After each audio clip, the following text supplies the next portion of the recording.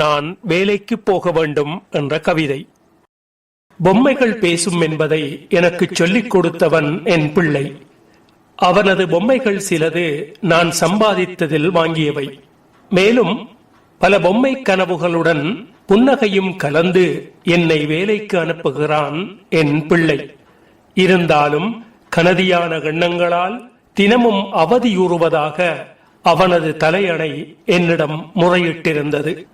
முத்தங்களால் என்னை அவன் நனைத்தனுப்பினாலும் என் பணப்பையின் மூலைக்குள் தேங்கிக் கிடக்கின்றன என் பிள்ளையின் ஏக்கங்கள். என் காரியாலய கோவையினுள் இறுக்கப்பட்ட நாடாவுக்குள் அவனையும் சேர்த்து முடிந்தாற்போல வலியை உணர்கிறது என் தாய்மை. சமூக சேவையில் எனக்கு கிடைக்கும் மகிழ்ச்சியை மீள்வாசிப்பு செய்ய வைக்கிறது அவனது மௌனம். அவன் மீது ஊற்றெடுக்கும் தாய்ப்பாசத்தை என் காரியாலய பொழுதுகள் காலாவதியாக்கி விடுகின்றன. என் பிள்ளைக்கான தாய்ப்பாலினை என் வீட்டு குளிர்சாதன பெட்டியில் தினமும் பத்திரப்படுத்திவிட்டுத்தான் வேலைக்கு புறப்படுகிறேன். அதுபோலவே என் தாய்மையையும் வீட்டில் வைத்துவிட்டு போக ஒரு சாதனம் கண்டுபிடித்து தாருங்கள். என் பிள்ளை அன்பு தேடி நெருங்கும் போதெல்லாம் அந்த சாதனம் அவனை அரவணைக்க வேண்டும். ஏனெனில் நான் ஆணுக்கு நிகராக தினம் வேலைக்கு போகின்றவள்.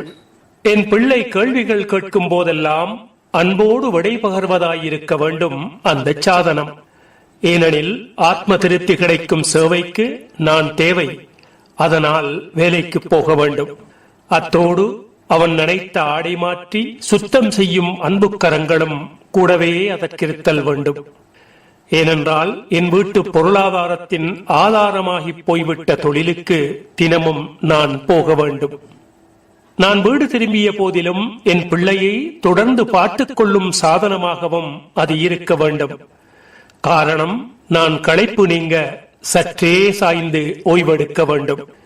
பொங்கிய தாய்மையில் என் பிள்ளை நனையாத நிமிடங்களெல்லாம் திரண்டு அவனுக்குள் வெற்றிடமாகவே ஆயிற்று. இப்போதெல்லாம் வேலைக்கு போக ஆயத்தமாகும் என்னை பார்த்து உம்மா நானும் என்கிறான். வேண்டாம் மகனே, அங்கே தூங்க ஒரு தொட்டிலில்லை, விளையாட வேறு நண்பரில்லை, தோள் சுமந்திட யாருமில்லை.